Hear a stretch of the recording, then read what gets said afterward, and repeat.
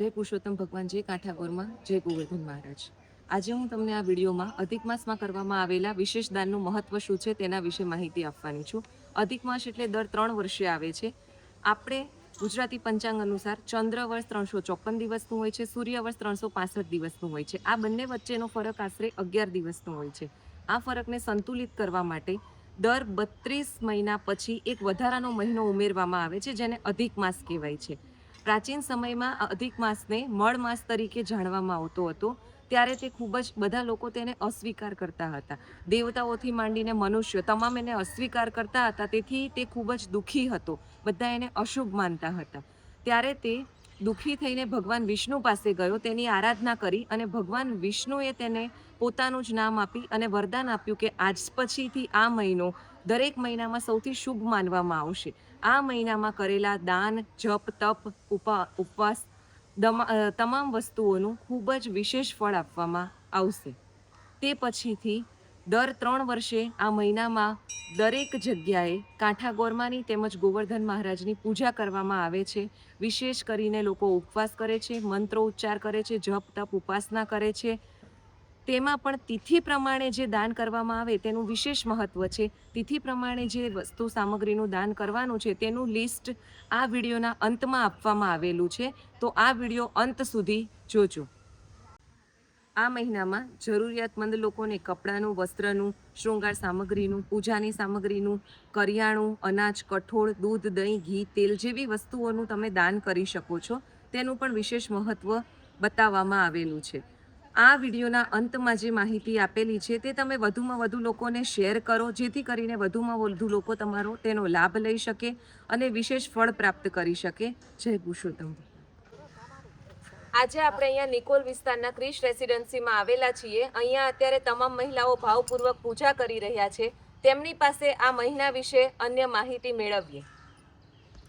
અમે અહીંયા બધા બહેનો સવારમાં ટાઈમ પ્રમાણે આવી પૂજા કરીએ છીએ અને ભાવપૂર્વક બધાએ જે વસ્તુ દાન પૂર્ણ કરીએ છીએ। જય શ્રી કૃષ્ણ, શ્રી કાંઠાગોર માને જય છે।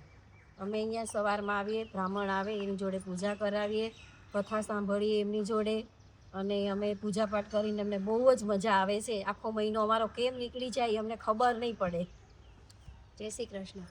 અમે ગોરમાની પૂજા કરીએ છીએ, બ્રાહ્મણ જોડે વાર્તા કરાવીએ છીએ અને દરરોજના અલગ અલગ જે દાન હોય છે તે અમે બ્રાહ્મણને આપીએ છીએ અને એમની જોડે હાથ જોડ કરાવીએ છીએ।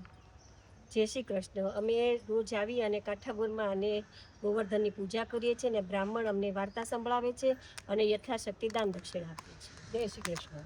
અમે રોજ આવીએ સવારે ઉઠી ને ભગવાનનું ભજન કરીએ, યા ગૌરમાની પૂજા કરીએ, થોડો ટાઈમ હોય તો આપણે ભજન કરીએ। જય શ્રી કૃષ્ણ। કાંઠાગોરમાની જય।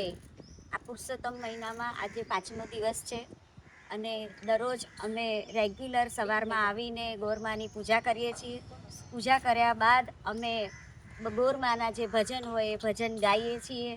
પછી અમે અમારા નિયમ પ્રમાણે ખેતલા આપવાની પૂજા કરીએ છીએ, ખેતર ખેડીએ છીએ, પછી વલોણું કરીએ છીએ। વલોણું કરીને અમે નાની નાની બહેનો બધી આળોટીએ છીએ। જે ગોરમાના પ્રસંગમાં આવતું હોય એ રીતે અમે બધી જ ગીત ગાઈને એની વ્યવસ્થા કરીએ છીએ। દરરોજ બ્રાહ્મણ આવે છે સવારે, બ્રાહ્મણ અમને સંકલ્પ કરાવે છે।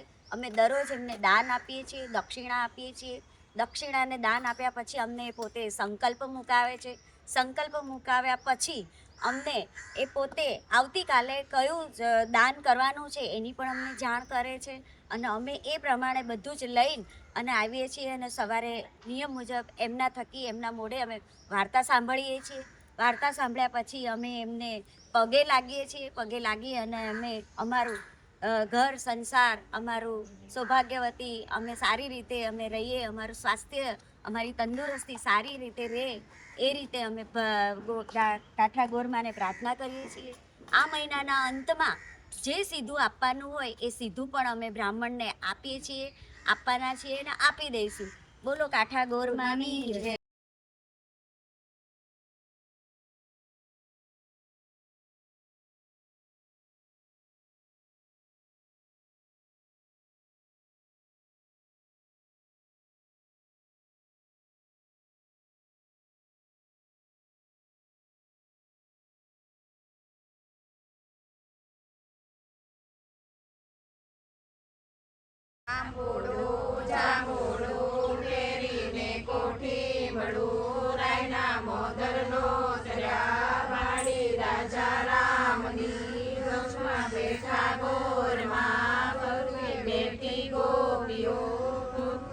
મારા કાજમાં